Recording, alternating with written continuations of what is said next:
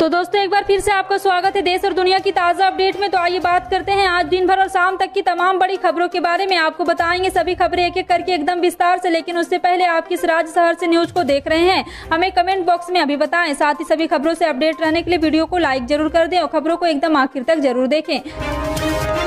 JP के साथ रिश्ते खटास, निर्दलीय के रूप में लड़ेंगे डेहरा विधायक। पूरी जानकारी आपको विस्तार से देंगे, वीडियो को अंत तक जरूर देखें। बता दें कि डेहरा से निर्दलीय विधायक होशियार सिंह और भाजपा के बीच संबंधों में खटास आ गई है। उन्होंने आज अपने समर्थकों की एक बैठक बुलाई और घोषणा की है कि वह आगामी विधानसभा चुनाव फिर से निर्दलीय उम्मीदवार के रूप में लड़ेंगे। यह भाजपा के लिए एक बड़ा झटका है, जिसने डेहरा सीट को सुरक्षित करने के लिए होशियार सिंह को शामिल किया था।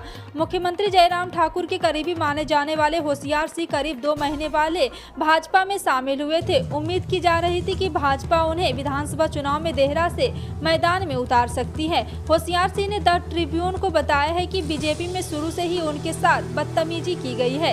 केंद्रीय सूचना और प्रसारण मंत्री अनुराग ठाकुर पर अप्रत्यक्ष रूप से हमला करते हुए उन्होंने कहा है कि मुझे नहीं पता कि भाजपा के कुछ नेता मेरे खिलाफ क्यों हैं। मैं भाजपा के कुछ नेताओं के बारे में बहुत कुछ जानता हूं, लेकिन सार्वजनिक रूप से उनके खिलाफ कभी नहीं बोला। ये नेता मेरे राजनीतिक करियर को बर्बाद करने की कोशिश कर रहे हैं, लेकिन उन्हें समझना चाहिए कि लोग प्रधानमंत्री नरेंद्र मोदी का समर्थन करते हैं, उनका नहीं। इन नेताओं को 2024 के लोकसभा चुनाव में लोगों के पास जाकर वोट मांगना होगा। कर्नाटक से शुरू हुए हिजाब विवाद मामले पर सुप्रीम कोर्ट में भी फैसला नहीं हो पाया। 10 दिनों की सुनवाई के बाद सुप्रीम कोर्ट में फैसले का दिन आया, लेकिन 2 जजों की बेंच की राय बटी हुई थी। एक जज ने हिजाब के खिलाफ फैसला दिया तो दूसरे ने इसके पक्ष में अपनी बात रखी, जिसके बाद सीजेआई की इस बड़े बेंच को भेजने की सिफारिश की गई है। इस मामले पर अब दोनों तरफ से रिएक्शन आने शुरू हो चुके हैं। इस मामले पर 2 जज जस्टिस हेमंत गुप्ता और सुधांशु धूलिया की बेंच सुनवाई कर रही थी। कर्नाटक के मंत्री बीसी नागेश ने सुप्रीम कोर्ट में जजों को फैसले पर कहा है कि हम सुप्रीम कोर्ट के फैसले का स्वागत करते हैं। हम एक बेहतर फैसले की उम्मीद कर रहे थे। जब पूरी दुनिया में महिलाएं हिजाब और बुर्का नहीं पहनने की मांग कर रही है, आगे की सुनवाई तक कर्नाटक हाईकोर्ट का ही फैसला लागू रहेगा।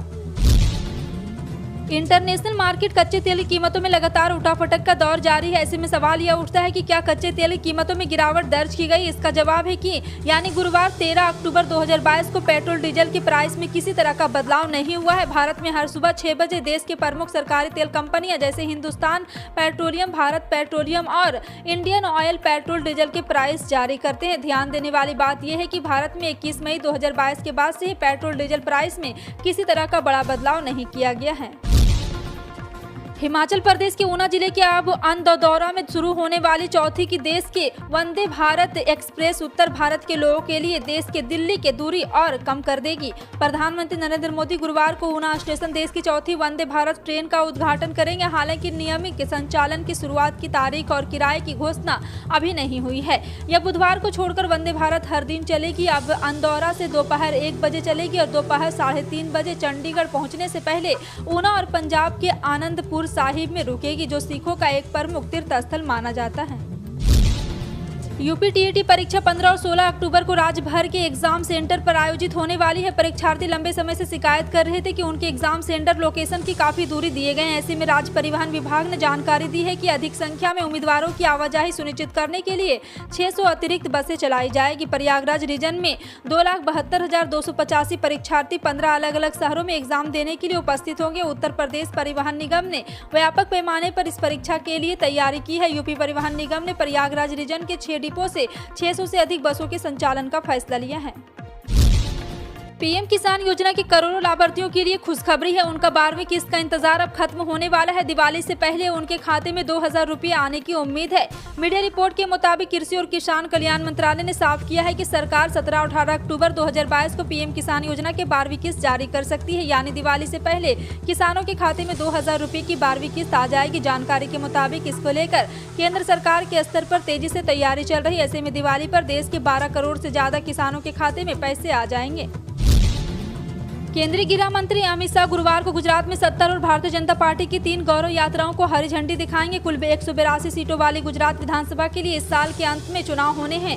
शाह अहमदाबाद जिले के जंजारका से एक यात्रा को हरी झंडी दिखाएंगे। यात्रा सोमनाथ मंदिर कस्बे में संपन्न होगी। इसके बाद वो शाम में नवासारी जिले के उनाई से 2 अन्य गौरव यात्राओं का शुभारंभ करेंगे। उनाई से एक यात्रा राज्य के आदिवासी क्षेत्र से होते हुए अंबाजी मंदिर तक जाएगी, जबकि दूसरी यात्रा खेड़ा जिले के फागवेल मंदिर शहर में पहुंचेगी।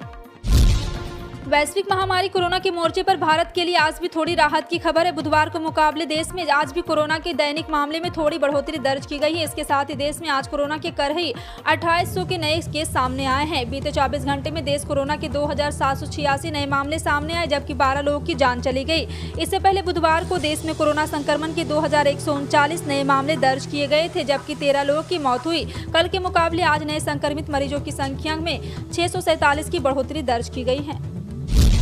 अक्टूबर का महीना चल रहा है, ठंड दस्तक देने लगी है, लेकिन बारिश है कि जाने का नाम नहीं ले रही। अक्टूबर में ही एक बार फिर से आपको बता दें कि बादलों के प्रहार से हाहाकार मचा हुआ है। उत्तर से लेकर दक्षिणी भारत तक आसमान में आफत बरस रही। हैदराबाद में हुई देर शाम बारिश से गलियों में सैलाब आ गया है, तो वहीं उत्तर प्रदेश में पूर्वांचल समेत 18 जिले बाढ़ से प्रभावित है। अयोध्या से लेकर सिद्धार्थनगर तक हाहाकार मचा हुआ है। मौसम विभाग का कहना है कि देश भर में मौसम का मिजाज अलग अलग रहेगा, कुछ जगह बारिश भी हो सकती है। आपका इन सभी खबरों पर क्या कहना है, कमेंट सेक्शन में टाइप करके जरूर बताएं। इसी तरह की पल पल की अपडेट जानने के लिए जुड़े रहें आप अपने हेडलाइंस न्यूज के साथ। मिलते हैं अगली बड़ी खबर में, तब तक के लिए जय हिंद।